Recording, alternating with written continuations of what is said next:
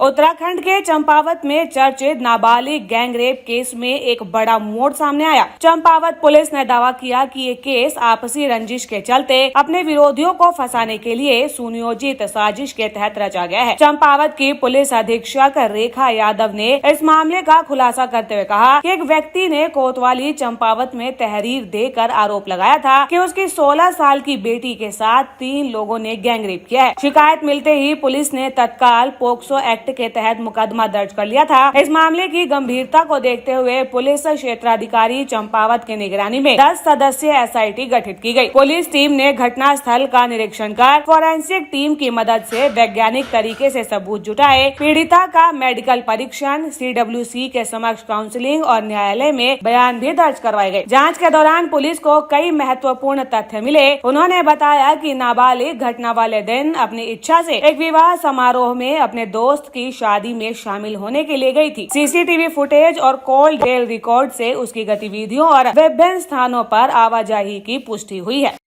6 मई 2026 को थाना कोतवाली चंपावत क्षेत्र में एक घटना घटित हुई, जिसके संबंध में विक्टिम के फादर द्वारा कोतवाली आकर के एक एफआईआर लॉन्च कराई गई, जिसमें उनके द्वारा बताया गया कि उनकी नाबालिग पुत्री के साथ कुछ लोगों द्वारा 5 तारीख की रात्रि को सामूहिक दुष्कर्म किया गया है। मैटर सेंसिटिव था, जिसको तत्काल संज्ञान में हमारे द्वारा लिया गया। एससीओ चंपावत के पर्यवेक्षण में एक एसआईटी दल का गठन किया गया। गठित टीम द्वारा घटनास्थल निरीक्षण किया गया। आरएफएसएल रुद्रपुर द्वारा मौके पर साइंटिफिक तरीके से पूरे साक्ष्य संकलन की कार्रवाई अमल में लाई गई। पीड़िता को मेडिकल परीक्षण हेतु जिला चिकित्सालय लाया गया, जहां पर चिकित्सकों द्वारा उसका मेडिकल परीक्षण किया गया। उसके बाद पीड़िता का सीडब्ल्यूसी के समक्ष हमारे द्वारा काउंसलिंग कराई गई। एफआईआर में आए हुए तथ्य और जो हमारी तमामी विवेचना में आए साक्ष्य, दोनों में विरोधाभास देखा गया, जिसके परिणाम स्वरूप हमारे द्वारा अन्य पहलुओं पर भी विवेचना में गौर किया गया। एज ए रिजल्ट हमारे पास यह तथ्य आया कि जो घटनाक्रम पीड़िता के पिता द्वारा वर्णित किया गया है वह झूठा पाया गया और पूरा घटनाक्रम एक कूटरचित मनगढ़ंत षड्यंत्र के रूप में सामने आया। षड्यंत्रकारी कमल रावत द्वारा अपने अन्य सदस्यों के साथ मिलकर के अपने एक पूर्व के प्रकरण में द्वेष भावना रखते हुए पूरे षड्यंत्र को रचा, जिसमें पीड़िता की कंडीशन को देखते हुए उसको बहला फुसलाकर झूठा प्रलोभन देकर के इस पूरे षड्यंत्र में सम्मिलित किया। एफआईआर में मेंशन्ड नामजद व्यक्तियों का इस पूरे घटनाक्रम में सम्मिलित होने संबंधी कोई साक्ष्य नहीं पाए गए। महिला सुरक्षा के प्रति चंपावत पुलिस प्रतिबद्ध है। महिला व बाल अपराधों के विरुद्ध हमारे द्वारा 0 टॉलरेंस की नीति अपनाई जाती है। संवेदनशील मामलों में भ्रामक व झूठी खबरें का प्रसारण करने से बचें। ये भी बताया गया कि मेडिकल परीक्षण में नाबालिग के साथ किसी भी प्रकार की बाहरी या फिर आंतरिक चोट, संघर्ष अथवा जबरदस्ती के स्पष्ट संकेत नहीं मिले हैं। इसके साथ ही कुछ गवाहों के बयान तकनीकी और परिस्थिति जन्य साक्ष्यों से मेल नहीं खाते पाए गए। जांच में ये भी सामने आया कि मुख्य साजिशकर्ता कमल रावत, पीड़िता और उसके महिला मित्र के बीच में घटना वाले दिन कई बार संपर्क और बातचीत हुई थी। पुलिस का दावा है कि यह घटनाक्रम एक सुनियोजित षड्यंत्र की ओर संकेत करता है। कल 6 तारीख को सुबह 7:15 बजे पुलिस के द्वारा ये जिला अस्पताल में लाए गए थे और 7:30 बजे सुबह मेडिकल एग्जामिनेशन हमारे महिला चिकित्सक द्वारा शुरू कर दिया गया था। तो इसमें जो भी कार्रवाई हुई, जो हमारा प्रोसीजर है, उसमें जो टाइम लगा वही लगा, बाकी हमने पूरा टाइम से करके पुलिस को हैंडओवर किया है। तो सर उस पर शरीर पे किसी तरह के कोई निशान थे। रस्सी बांधने जो नोट के साइन आते हैं वो भी निशान नहीं थे और चेहरे से लेकर पैर तक किसी भी तरह के कोई किसी तरह चोट के निशान नहीं थे।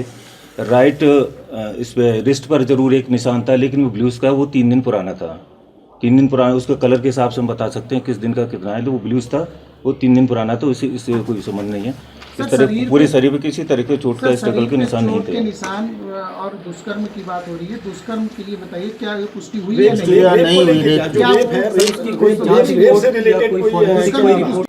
नहीं हुई? पूरे मेडिकल में देखा जाए तो उसके शरीर पर किसी तरह के कोई बाहरी चोट के निशान, किसी स्ट्रगल के निशान नहीं थे। अंदरूनी आंच में भी इस तरह के कोई जबरदस्ती के कोई स्ट्रगल के निशान नहीं पाए गए हैं।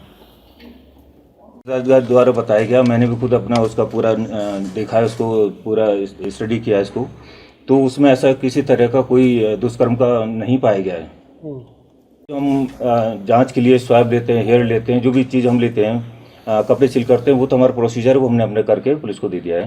अच्छा, आपकी तरफ से पूरी जो जांचें थी वो पूरी हो चुकी हैं? मतलब हाँ, हमारी पूरी जांचें पूरी हो चुकी हैं। ठीक है, थैंक यू। पुलिस की जांच के अनुसार नामजद आरोपी विनोद सिंह रावत, नवीन सिंह रावत और पूरन सिंह रावत घटना के समय घटना स्थल पर मौजूद नहीं थे। तकनीकी साक्ष्यों और गवाहों के बयानों से उनकी गैर मौजूदगी की पुष्टि हुई है। पुलिस अधीक्षक ने कहा है कि मामले की निष्पक्ष और वैज्ञानिक जांच की जा रही है ताकि किसी निर्दोष व्यक्ति को प्रताड़ित न होना पड़े। दोषियों के खिलाफ कानूनी कार्रवाई सुनिश्चित की जा सके। उन्होंने ये भी स्पष्ट किया कि यदि जांच में आरोप भ्रामक या फिर मनगढ़ंत पाए जाते हैं तो संबंधित लोगों के खिलाफ कानून के तहत कार्रवाई की जाएगी। न्यूज़ हम के लिए उत्तराखंड से ब्यूरो रिपोर्ट।